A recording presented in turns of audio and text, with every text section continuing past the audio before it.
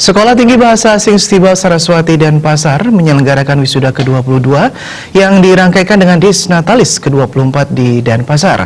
Lulusan Stiba Saraswati Denpasar diharapkan dapat mengaplikasikan dan mengamalkan ilmu yang diperoleh demi kepentingan diri sendiri, masyarakat, bangsa, dan juga negara.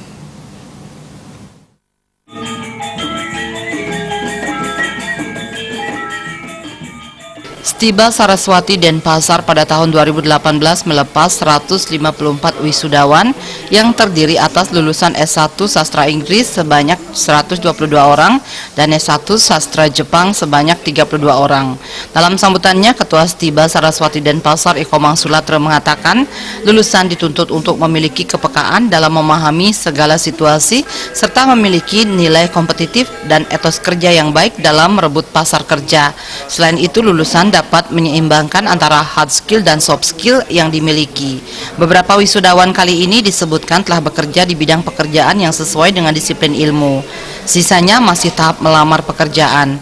Berdasarkan data yang diperoleh dari penelitian yang dilakukan tahun 2017, 85% alumni Stiba Saraswati Denpasar telah mengabdikan ilmunya di dunia kerja, baik pada sektor pariwisata, dunia pendidikan, maupun membuka usaha sendiri.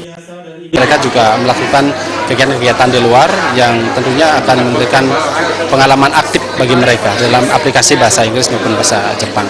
Pada tahun ini, pada tahun 2018, kami diberikan kesempatan untuk mengelola program Dharma Siswa, yaitu program Dharma Siswa Republik Indonesia.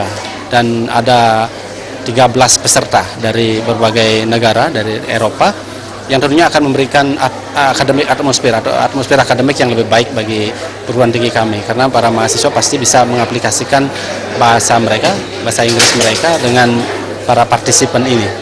Sementara itu, Ketua Badan Pengurus Yayasan Perguruan Rakyat Saraswati Denpasar, Bagus Ketut Loji, menjelaskan dalam kurun waktu 24 tahun Stiba Saraswati Denpasar telah menunjukkan prestasi yang luar biasa, baik penerimaan mahasiswa baru yang terus meningkat, pelaksanaan Tridharma perguruan tinggi yang berkesinambungan, fakultas pendidikan yang makin sempurna, maupun kualitas akademik para dosen yang telah sesuai dengan persyaratan, yaitu S2.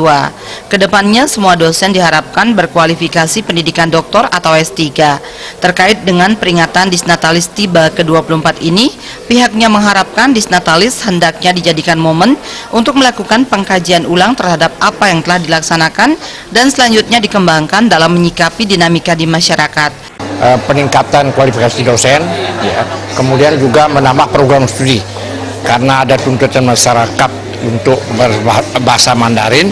Yayasan sekarang sedang mempersiapkan usulan program studi bahasa Mandarin. Kita mengharapkan agar Stiba ini betul-betul menjadi tempat, ya, para pemuda-pemuda kita yang ingin mengembangkan kemampuan berbahasanya itu menjadi sentral lah Stiba kita ini.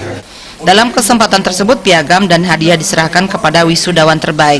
Indeks prestasi kumulatif tertinggi dari program studi sastra Inggris diraih oleh wisudawan Iwayan Putrayase dengan IPK 3,92, sementara IPK terbaik prodi sastra Jepang diraih oleh wisudawan atas nama Igede Kartasatria Wibawa dengan IPK 4,00. Alit Setiawan, Bali TV.